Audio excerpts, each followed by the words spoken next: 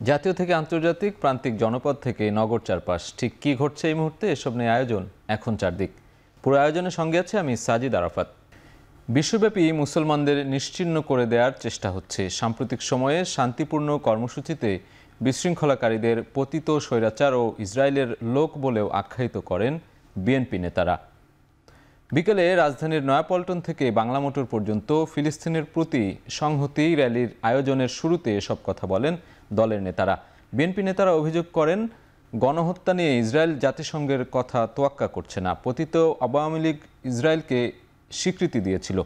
ফিলিস্তিনিদের উপর ইতিহাসে নির্মম হত্যাযজ্ঞের বিরুদ্ধে বিশ্বের বিভিন্ন দেশের সাধারণ মানুষের মতো বিক্ষুব্ধ বাংলাদেশও। র্যালির শুরু হওয়ার আগে বক্তব্য দেন বিএনপির স্থায়ী কমিটির সদস্যরা।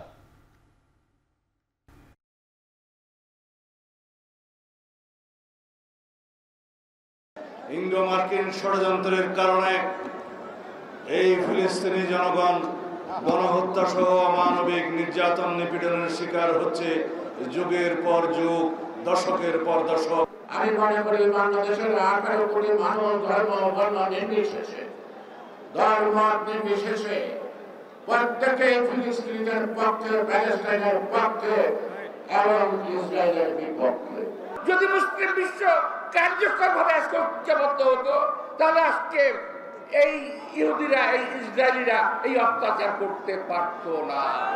ইসরায়েল সরকার এবং তার বাহিনীগুলিকে প্রতিহত করার ব্যবস্থা নেওয়া হোক। নিরপরাধ নারী, পুরুষ, শিশুদের হত্যার এই নৃশংসতা অবিলম্বে বন্ধ করা হোক। এদিকে গাজায় ইসরায়েলি গণহত্যার প্রতিবাদে কেন্দ্রীয় কর্মসূচির অংশ হিসেবে দেশের বিভিন্ন শহরে বিক্ষোভ মিছিল করেছে বিএনপি। এতে অংশ নেন দলীয় নেতাকর্মী সহ হাজারো মানুষ। বিকেলে ময়মনসিংহ নগরীর টাউন হলে বিক্ষোভ মিছিল বের করে বিএনপির নেতাকর্মী। এতে ব্যানার ফেস্টুন সহ যোগ দেন দলের সহযোগী ও অঙ্গ সংগঠনের নেতাকর্মীরা। মিছিলটি নগরীর গুরুত্বপূর্ণ সড়ক প্রদক্ষিণ করে। এ সময় ফিলিস্তিনি ইসরায়েলি আগ্রাসনের তীব্র নিন্দা জানান বিক্ষোভকারীরা। অবিলম্বে গণহত্যা বন্ধ করে গাজাবাসীর ত্রাণ প্রবেশের দাবি জানিয়ে স্লোগান দেন বিএনপি নেতাকর্মীরা। গাজায় ইসরায়েলি গণহত্যার প্রতিবাদে চট্টগ্রাম ও বরিশাল সহ দেশের বিভিন্ন জেলায় বিক্ষোভ মিছিল করে বিএনপি। এ সময় ইসরায়েলি আগ্রাসনের তীব্র নিন্দা জানান তারা।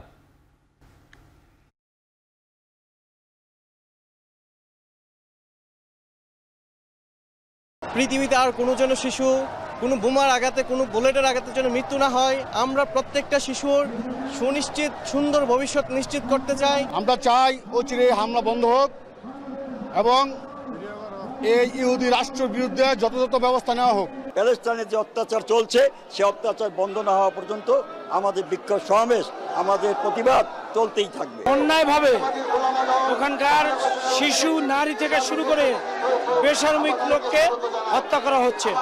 আমরা এটা তীব্র নিন্দা এবং প্রতিবাদ জানাই। ফিলিস্তিনে ইসরায়েলি আগ্রাসন বন্ধ এবং দ্রুত যুদ্ধবিরতি কার্যকর করার দাবিতে 10 দফা দাবি নিয়ে পররাষ্ট্র মন্ত্রণালয়ে স্মারকলিপি দিয়েছে ইসলামী ছাত্র শিবির। ইসলামী ছাত্র শিবিরের কেন্দ্রীয় আন্তর্জাতিক সম্পাদক মুতাসিম বিল্লাহ শাহিদের নেতৃত্বে একটি প্রতিনিধি দল পররাষ্ট্র মন্ত্রণালয়ে স্মারকলিপি প্রদান করেন।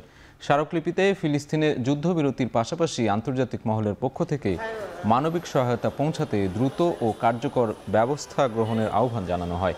শিবির নেতারা বলেন, গাজায় নারী, শিশুসহ নিরীহ মানুষের উপর নির্বিচারে চালানো হামলা অবিলম্বে বন্ধ করা উচিত। তারা বাংলাদেশের পক্ষ থেকে জোরালো কূটনৈতিক তৎপরতা চালানোরও আহ্বান জানান।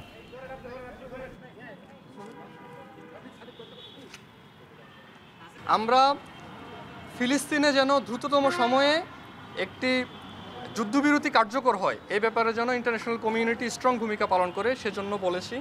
দ্বিতীয়ত, সেখানে যে হিউম্যানিটেরিয়ান ডিজাস্টার চলছে এটা বন্ধ হওয়ার জন্য যেন উদ্যোগ গ্রহণ করা হয়। সেখানে পর্যাপ্ত এইড যেন পৌঁছানো হয়, এইড পৌঁছানোর যেন সুযোগ তৈরি করা হয়। আইসিসিতে এবং জুডিশিয়াল সিস্টেমে যেন ইসরায়েলের বিচার নিশ্চিতের জন্য সবাই ভূমিকা পালন করেন এবং ইসরায়েলের উপর যেন ইন্টারন্যাশনাল স্যাংশন দেওয়া হয়, এজন্য আমরা আহ্বান করেছি। ভারতের ট্রান্সশিপমেন্ট বাতিলে যাতে রপ্তানি বাণিজ্যে কোনো সমস্যা যেন না হয় সে লক্ষ্যে দ্রুত তৃতীয় দেশগুলোতে সরাসরি পণ্য রপ্তানির দিকে যাচ্ছে সরকার। সচিবালয়ে সাংবাদিকদের এই কথা জানান বাণিজ্য উপদেষ্টা। মার্কিন যুক্তরাষ্ট্রের ঘোষিত বাড়তি শুল্ক স্থগিত বাংলাদেশের জন্য ভালো খবর, যা বাণিজ্যে স্থিতিশীলতা ফিরিয়ে আনবে বলেও মনে করেন উপদেষ্টা। সচিবালয়ে এসব বিষয় নিয়ে সাংবাদিকরা প্রশ্ন করলে তাৎক্ষণিক প্রতিক্রিয়া জানান উপদেষ্টা। তিনি জানান, প্রতিবেশী দেশটি থেকে হঠাৎ ট্রান্সশিপমেন্ট বাতিলের পরপরই সিভিল এভিয়েশন সহ সংশ্লিষ্ট দপ্তরগুলোর সঙ্গে বৈঠক করেছে বাণিজ্য মন্ত্রণালয়। বাণিজ্য ও রপ্তানি প্রতিযোগিতায় টিকে থাকতে সরাসরি বাংলাদেশ থেকেও তৃতীয় দেশগুলোতে পণ্য রপ্তানির সক্ষমতা অর্জনের সিদ্ধান্ত নিয়েছে সরকার। মার্কিন যুক্তরাষ্ট্রের বাড়তি শুল্ক স্থগিতের ঘোষণা দেশ দুটির মধ্যে বাণিজ্য ঘাটতি কমানো সহ শুল্ক সংকট সমাধানে সহায়ক হবে।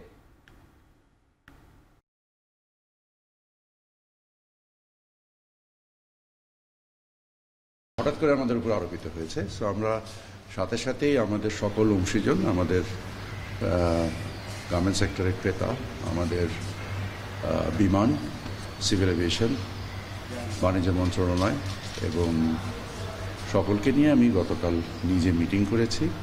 ইনশাল্লাহ এটাতে কোনো সমস্যা আমরা বোধ করছি না। আমরা আমাদের নিজস্ব সক্ষমতায়, আমাদের জন্য প্রতিযোগিতার সক্ষমতায় কোনো ঘাটতি না পড়ে এবং আমাদের রপ্তানির ক্ষেত্রে যোগাযোগের জন্য কোনো ঘাটতি না পড়ে, সেই ক্ষেত্রে আমরা সকল ব্যবস্থা নিচ্ছি।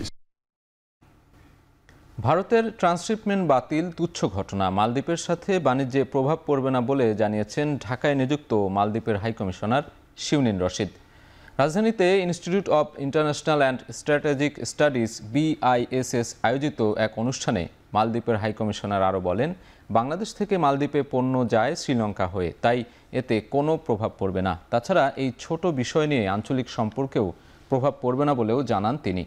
সরাসরি বাণিজ্য চালু করতে বাংলাদেশ মালদ্বীপ কাজ করছে বলেও মন্তব্য করেন শিউনিন রশিদ। 4 দিনের বিনিয়োগ সামিটে উল্লেখযোগ্য কোনো বিনিয়োগের প্রাপ্তি না থাকলেও বিগত সময়ে যে নেতিবাচক ধারণা তৈরি হয়েছিল তা কিছুটা কাটিয়ে উঠতে সম্ভব হয়েছে বলে জানিয়েছে বিনিয়োগ উন্নয়ন কর্তৃপক্ষ বিডা। বিডার দাবি, এবারের সম্মেলনে 260 মিলিয়নের 2টি বড় বিনিয়োগ প্রস্তাব নিশ্চিত করা গেছে। সাথে আরও ছোট ছোট অনেক বিনিয়োগের কথা হয়েছে। এছাড়া সম্মেলনে পাওয়া প্রতিশ্রুত বিনিয়োগ দ্রুত দেশে নিয়ে আসতে কাজ করা হবে। বৃহস্পতিবার সামিটের সমাপনী সংবাদ সম্মেলনে একথা জানায় তারা। এদিকে বিডারে আয়োজনের প্রশংসা করল রাজনৈতিক দলগুলো। এক সংবাদ সম্মেলনে এনসিপির নেতারা বলেন, বাংলাদেশের ব্যবসা পরিবেশ নিয়ে আরও কাজ করতে হবে। জাপানে দক্ষ জনশক্তি রপ্তানির লক্ষ্যে প্রবাসী কল্যাণ ও বৈদেশিক কর্মসংস্থান মন্ত্রণালয়ের সাথে সমঝোতা স্মারক স্বাক্ষর করেছে জাপানের অনোডোরা ইউজার রান ইনকর্পোরেটেড।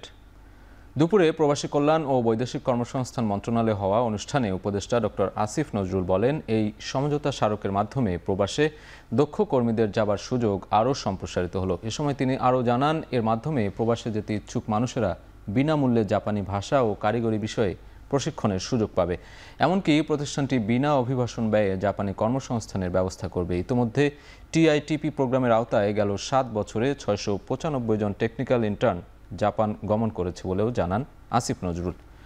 জাপানি প্রতিষ্ঠানটির পরিচালক বলেন, জাপান তরুণ, যোগ্য এবং কর্মদক্ষ লোকবল নিতে চায়।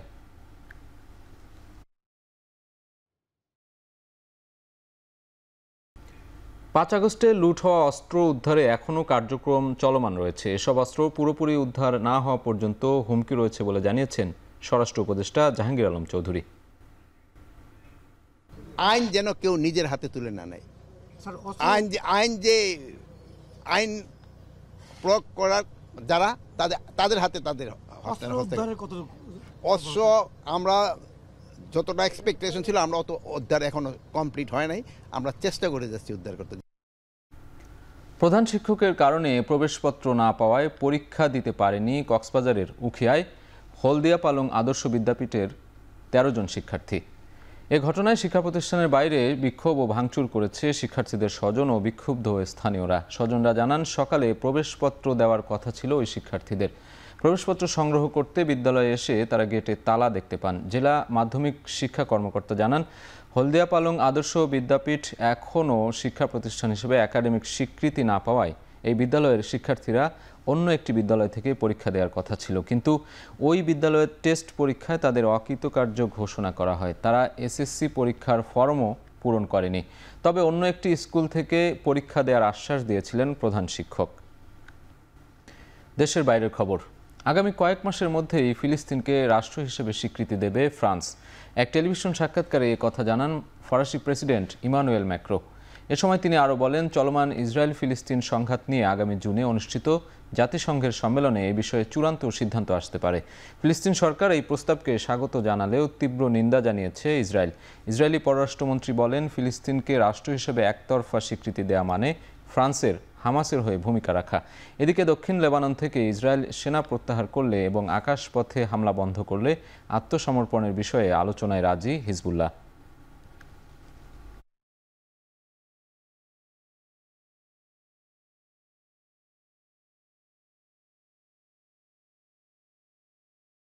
শেষ করছে এখন চারদিক। সঙ্গে থাকার জন্য ধন্যবাদ।